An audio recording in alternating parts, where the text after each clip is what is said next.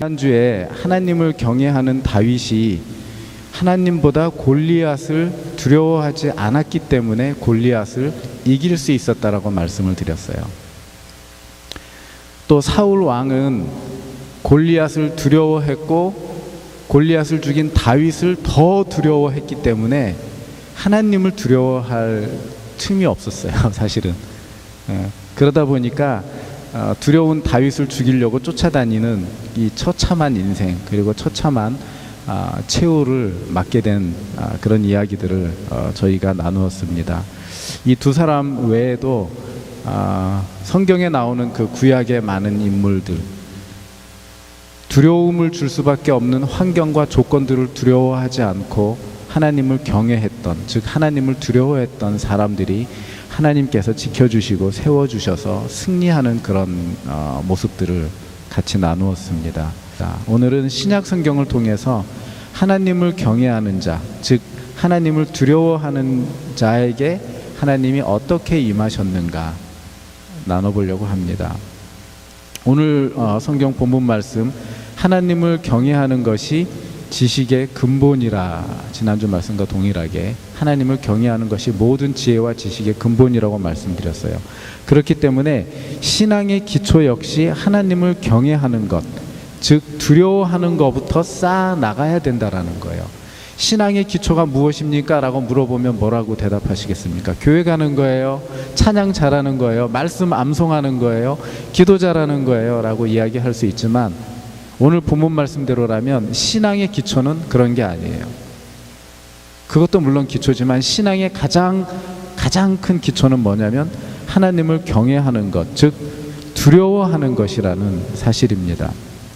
신약 성경에서 참 어처구니 없는 죽음을 당한 부부가 있어요. 누구신지 아십니까? 신약 성경에서 정말 어처구니 없는 죽임을 당한 두 부부가 있어요. 그들의 이름은 아나니아와 삽비라예요. 초대교회가 융성해질 때, 초대교회가 막 발전할 때 사람들이 자기네 재산을 팔아서 교회에 헌납하게 돼요. 그러면서 공동체를 이루어가면서 공동체가 발전하게 됩니다. 그 모습을 바라보고 있던 아나니아가 삽비라가 그 신앙을 복사하기 시작했어요. 우리도 이렇게 할 수 있어. 우리도 우리의 재산을 팔아서 하나님께 헌납할 수 있어 라고 생각을 한 거예요. 그래서 결심을 하고 재산을 팔았습니다. 땅을 팔았어요. 거기까진 좋았는데 그 땅을 팔고서 막상 바치려고 하니까 너무 아까웠어요. 그래서 일부를 하나님께 바치고 일부는 뒤로 몰래 감추어 두었다는 사실이에요. 사도가 와서 묻습니다. 이것이 너의 가진 전 재산이냐? 너의 전 재산을 바친 것이냐? 네, 라고 대답을 합니다. 굉장히 용감하죠. 일부를 감춰놓고도 거짓말로 사도 앞에서 전부 바친 것입니다 라고 네 라고 대답을 합니다. 먼저 아나니아가 그렇게 대답하고 하나님의 징계를 받아 죽임을 당합니다. 그 뒤에 삽비라 역시 똑같은 질문에 똑같이 대답을 합니다. 이것이 우리의 전부입니다. 그리고 죽임을 당합니다.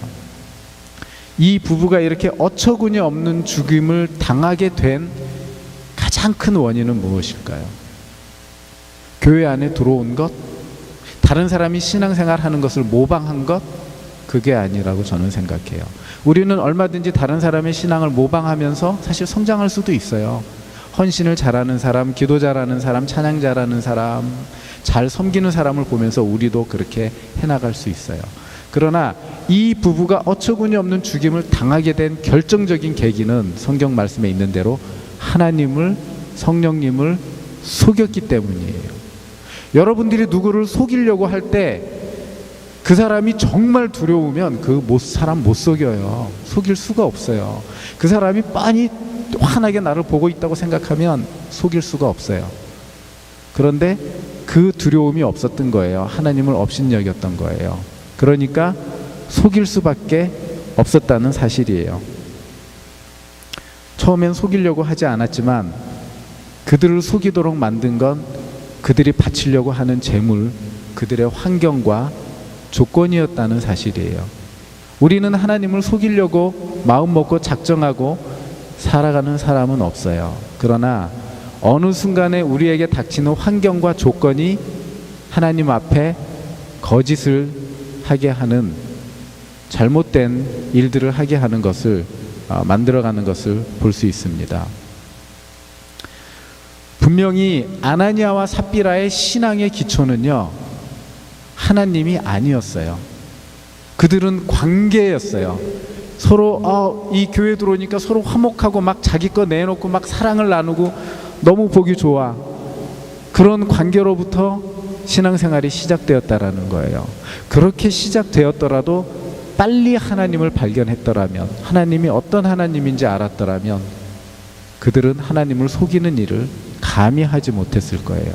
그러나 그들은 하나님이 그들의 신앙의 출발점이 아니었기 때문에 하나님을 과감하게 속이는 그런 일을 했다는 사실입니다.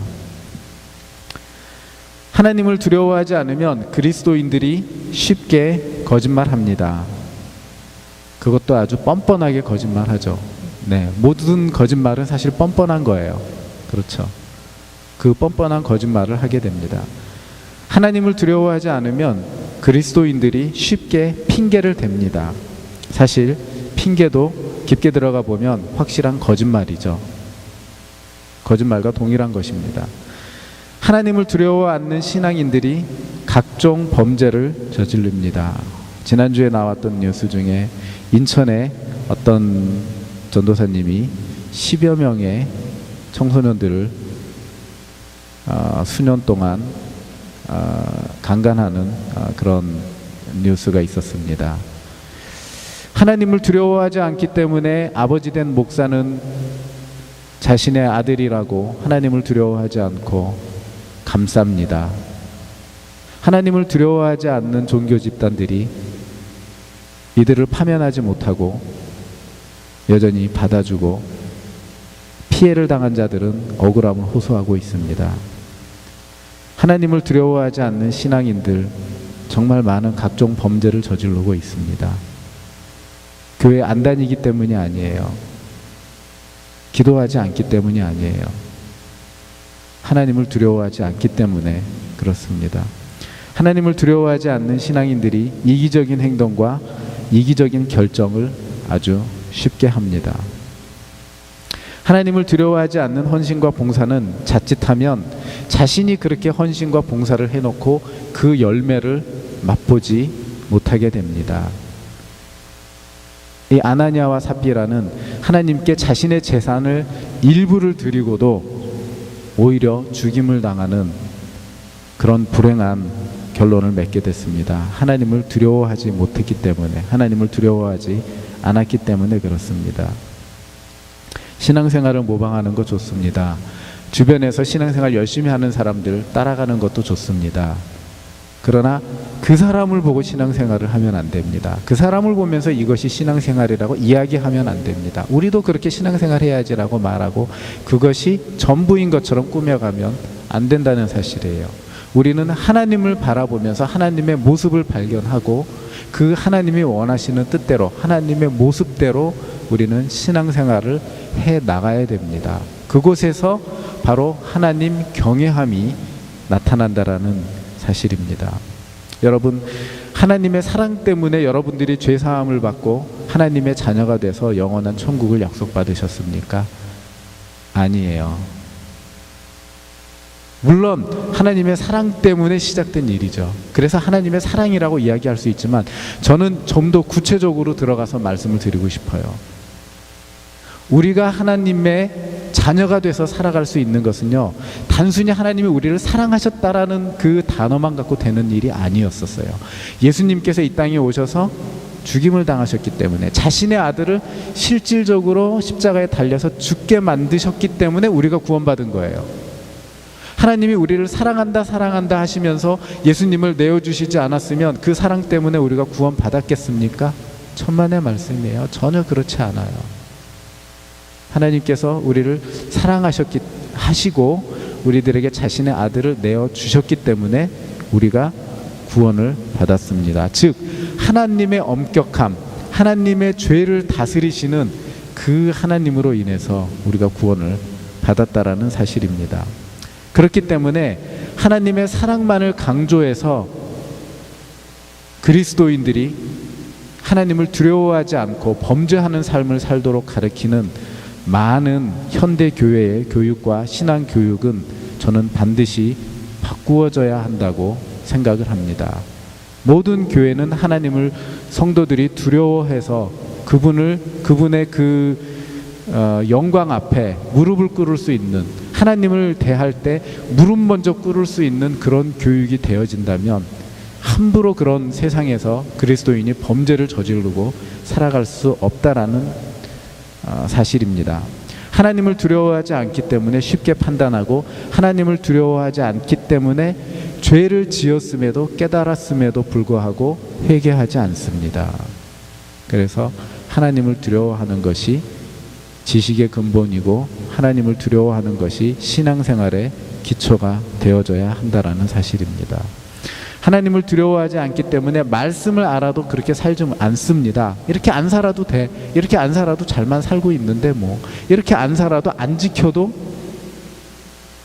지금까지 문제 없이 잘 살아오고 있는데, 하나님을 두려워하지 않기 때문에 말씀을 알아도 그렇게 살지 않습니다. 하나님은 자신이 사랑하는 사람에게 때로는 징계를 내립니다. 말씀대로 살지 않으니까 징계를 내려서 말씀대로 살아가야 되겠구나 라고 깨닫게 하십니다. 그것이 하나님의 사랑입니다. 하나님의 말씀대로 살지 않아도 아무런 징계를 받지 않는다면 성경은 말하고 있습니다. 사생아라고 말을 하고 있습니다. 우리에게는 하나님 아버지가 계십니다. 하나님께서 사랑하는 자들에게는 말씀을 주시고 그 말씀대로 살아가도록 여러 가지 상황과 조건으로 인도하시는 분이십니다. 예수님께서 말씀대로 살지 않는 사람은 모래 위에 집을 짓는 사람이라고 말씀하셨어요. 모래 위에 집을 지으면 바람만 불어도, 폭풍이 한번 몰아쳐도 흔적 없이 사라져 버립니다. 그러나 반석을 뚫고 반석 위에 집을 지어 놓으면요, 흔들림이 없어요. 주님의 말씀이에요. 하나님을 두려워하는 기초 위에 우리의 신앙을 쌓아가면요, 어떤 유혹과 어떤 범죄에도 우리는 신앙인으로 남아 있어요. 그러나 하나님을 두려워하지 않는 기초 위에 우리의 신앙을 쌓아놓으면요, 사람 한마디에도 애간장상하고 쉽게 무너져 버립니다. 우리는 하나님을 두려워하는 그 기초 위에 우리의 신앙을 세워나가야 됩니다. 세상에는 두려워야 할 것과 두려워하지 말아야 할 것들이 있어요. 한국에서 요즘 법 제한을 좀 강화시켜 달라고, 법을 강화시켜 달라고 계속 국민들이 요구하는 게 있습니다. 어떤 게 있죠? 음주운전. 음주운전은 살인입니다. 그런데 많은 사람들이 음주운전을 아주 당연하듯이 합니다. 음주운전 법을 강화하자고 말했던 국회의원조차도 음주운전을 해서 지금 문제가 되고 있는 것이 현실입니다. 무엇이 그렇게 당당하고 뭐가 그렇게 무섭지 않고 두렵지 않아서 그렇게 할까요?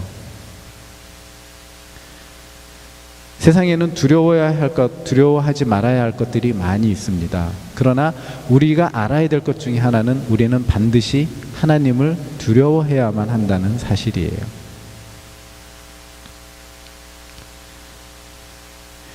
이 아나니아와 삽비라는 하나님을 두려워하지 않아서 정말 불행한 죽음을 당하게 됐습니다. 제가 처음에 어처구니 없는 죽음이라는 단어를 썼어요. 정말 어처구니 없어요. 하나님께 그렇게 제물을 바치고도 죽임을 당했다니. 그런데 이와 대조적인 한 인물이 성경에 나옵니다. 바로 사도행전 10장 2절에 나오는 로마 군대 장관이었던 고넬료라는 사람이에요. 사도행전 10장 2절에 있는 말씀을 제가 읽어드리겠습니다. 그가 경건하여 온 지방과 더불어 하나님을 경외하며 백성을 많이 구제하고 하나님께 항상 기도하더니.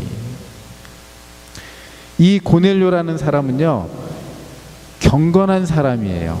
그리고 온 지방과 더불어서 하나님을 경외하는 사람이에요. 그리고 백성을 많이 구제하는 사람이에요.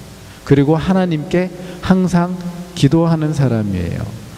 그리스도인이 가져야 할 모든 스탠다드를 다 가지고 있는 사람이에요. 그런데 놀랍게도 이 사람은 이방인이에요. 그리고 로마 군대 장관이에요. 백부장이란 100명의 부하를 둔 장군을 이야기를 합니다. 리더를 이야기를 해요. 이런 사람이 어떻게 이 시대에도 어려운 신앙인의 가장 철저한 규율들을 지키고 살아갈 수 있을까?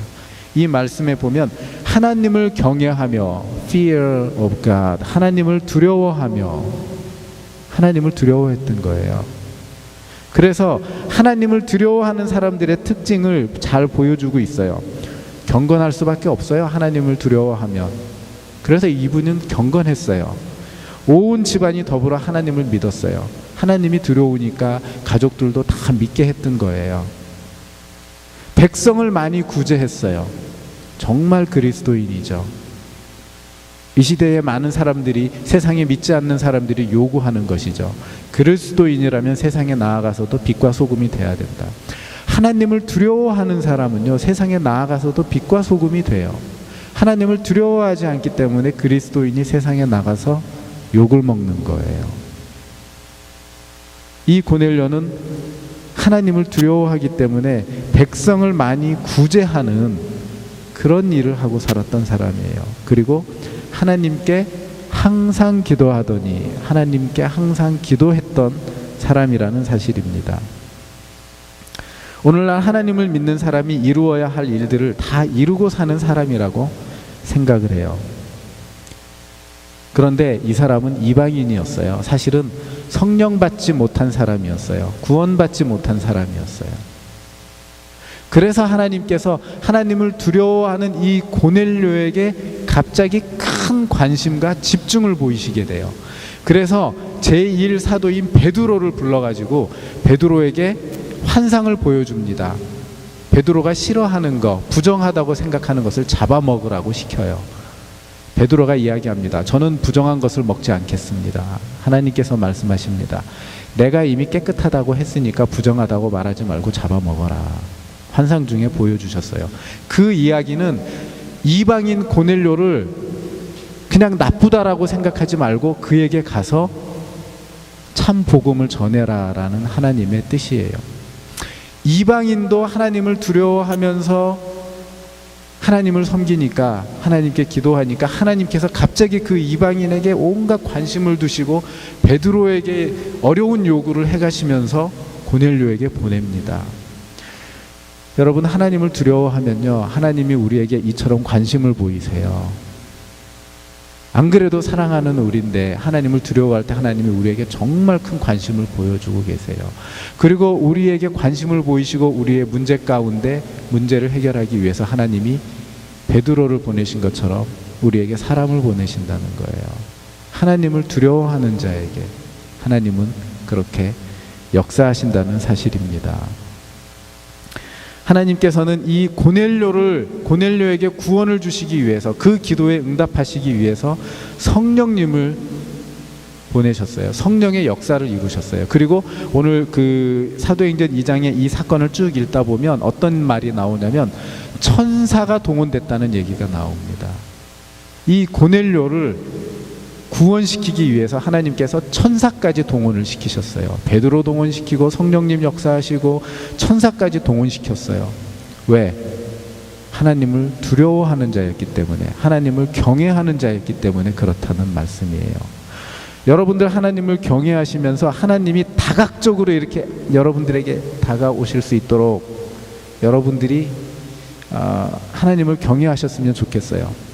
그래서 이 복, 이 도움, 이 은혜를 여러분들이 다 받아 누리시기를 주님의 이름으로 축복합니다. 하나님께서는 하나님을 경외하는 자에게 조건 없이 힘이 되어 주십니다. 세상의 수많은 학문은요, 사랑을 가르치기도 하고 평화를 가르치기도 하고 인권을 가르치고 주장하고 정의를 부르짖도록 가르칩니다. 모두 훌륭하고 참 숭고하다고 저도 생각해요. 사랑, 평화, 인권, 정의, 자유, 얼마나 숭고한 정신들입니까? 그렇게 살아왔고 그렇게 가르쳤던 분들 사실 저도 존경을 합니다. 그러나 하나님을 두려워하지 않는 이 세상의 숭고함은요, 굉장히 제한적이에요. 그냥 한 인생이 세상을 잘 살았다라는 것으로 끝을 내게 됩니다. 하나님께서 고넬료에게 성령님, 베드로, 천사를 동원해서 고넬료를 구원시키려고 하셨던 것은요, 하나님을 경외하는 자에게 영원한 생명을 주시기 위해서였다는 사실이에요. 고넬료가 참 숭고하게 살고 있어. 사랑, 박의 정신을 가지고 사람들을 돕고 있어. 참 훌륭해. 그렇게 살다가 죽으면 돼. 그렇게 하나님이 고넬료를 보셨다면 절대로 동원하지 않으셨어요. 절대로 그를 구원시키지 않으셨어요. 그러나 하나님 보실 때 그에게 정말 필요한 것, 정말 하나님을 경외하고 두려워하는 자에게 꼭 주고 싶으셨던 것, 영원한 생명이었던 사실이에요. 그래서 베드로를 보내서 복음을 전하게 하시고 구원을 받게 하셨다는 사실이에요. 예수님을 전하고 예수님을 믿음으로 구원을 받게 하셨다라는 사실입니다. 마태복음 10장 28절에 있는 말씀 제가 봉독해 드릴게요.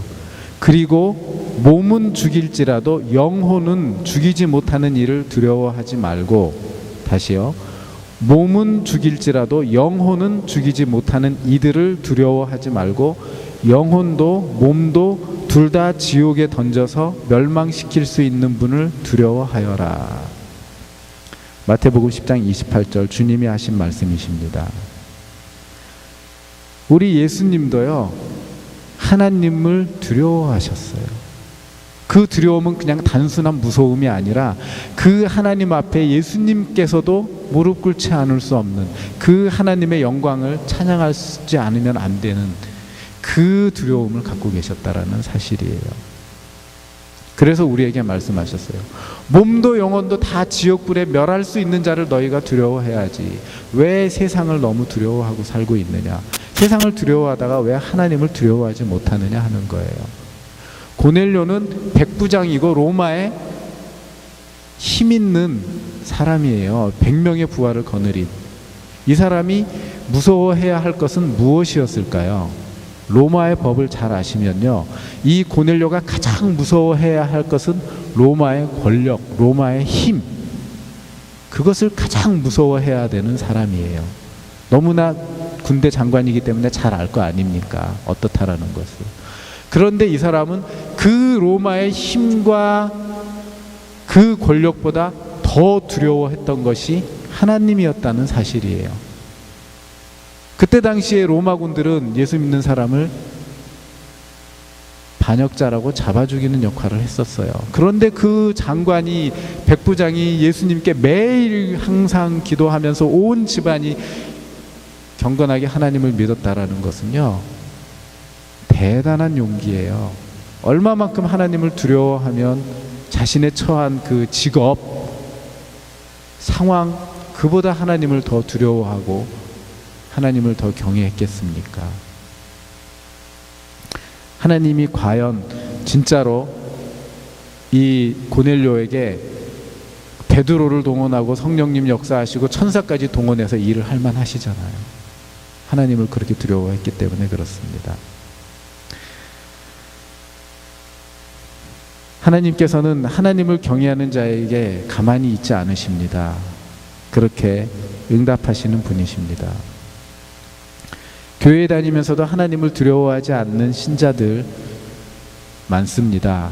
우리는 조심해야 됩니다. 하나님을 두려워하지 않는 신자가 될까봐 조심해야 됩니다. 그것을 두려워해야 합니다. 하나님을 두려워하는 교인이 옆에 있다면 달라붙으십시오. 그분에게 배우십시오.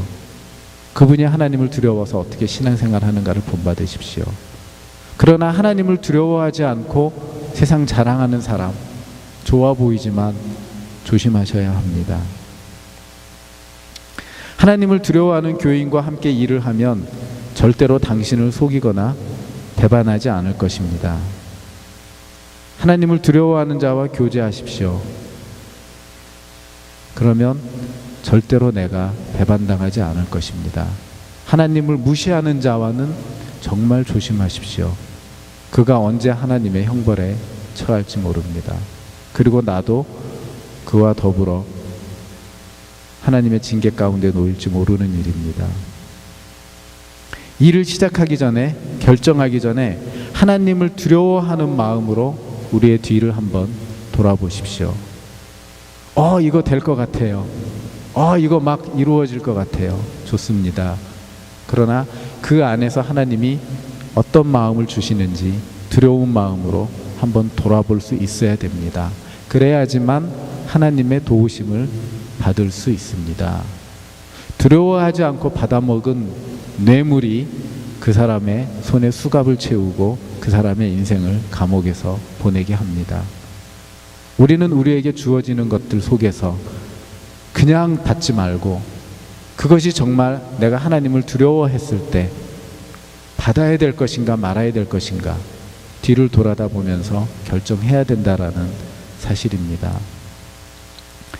자녀에게 두려움을 가르치십시오. 하나님 두려움을 가르치십시오. 절대 자신의 인생을 아무렇게나 살지 못합니다.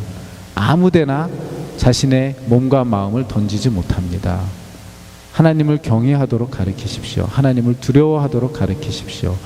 가장 큰 보험이고 가장 안전한 교육입니다.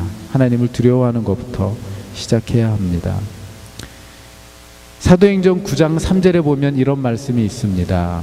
사도행전 9장에 있는 말씀은 초대교회가 날마다 성장해가는 모습을 우리에게 알려주고 계세요. 그런데 거기에 두려움으로라는 말씀이 있어요. 초대교회 성도들이 초대교회의 부흥을 이루었던 그 요인을 성경은 두려움이라고 우리에게 알려주고 있습니다. 저는 저희 교회가 다시 일어서기를 바라요. 다시 일어서기를 바라면서 하나님 마음을 주시옵소서 했을 때 저에게 주신 마음이 지난주에도 설교를 했듯이 두려운 마음이에요. 하나님을 두려워하는 마음으로 하나님 앞에 서서 하나님이 원하시는 일들을 하나님의 뜻대로 해나가고 싶은 거예요. 그럴 때 하나님이 사람도 붙여주시고 일이 되게끔 하실 거예요. 저는 여러분들 모두가 다 하나님을 두려워하는 분들이었으면 좋겠습니다. 특별히 저희 교회에 속해서 저와 같이 예배를 드리시는 여러분들은 이 시간 이후로 정말 하나님을 두려워할 수 있었으면 좋겠습니다. 그래서 하나님이 두려워서 하나님을 바라볼 때에 저절로 무릎이 꿇어지는, 저절로 두 손이 모아지는, 하나님 높고 위대하심을 찬양합니다. 저절로 하나님을 찬양하는 감탄사가 나오는 그런 성도들이기를 바라요. 그리고 그 가운데에서 하나님께서 역사해 주시는 성도들이 되기를 소망합니다. 그때 여러분들 가정에, 여러분들 삶에, 우리 교회에 기적은 시작된다라고 저는 믿습니다. 맞습니까? 네. 하나님을 두려워함으로 인해서 우리는 하나님의 뜻을 온전히 이루어갈 수 있는 사람이 됩니다. 어떤 사람은 예수님을 훌륭한 성자라고 이야기합니다. 예수님의 말씀은 다 옳기 때문에 다 받아들여야 한다고 이야기합니다. 그러면서도 선별적으로 말씀을 받아들입니다. 예수님의 사랑은 받아들입니다. 예수님이 박애주의자라고 예수님의 박애주의자 정신은 받아들입니다. 그러나 예수님께서 이 땅에 다시 심판주로 오신다고 말씀하신 그 심판의 두려운 말씀은 인정하지 않습니다. 여러분들 가정 안에서, 여러분들 자녀 가운데, 여러분들 부모님들 가운데, 믿지 않는 가족들 가운데, 친구들 가운데, 연인들 가운데 이 주님이 주신 두려움의 말씀이 마음에 박혀서 하나님의 자녀로 거듭날 수 있는 귀한 그런 가정들, 여러분의 관계들이 되도록 또한 주님의 이름으로 축복합니다. 기도하겠습니다.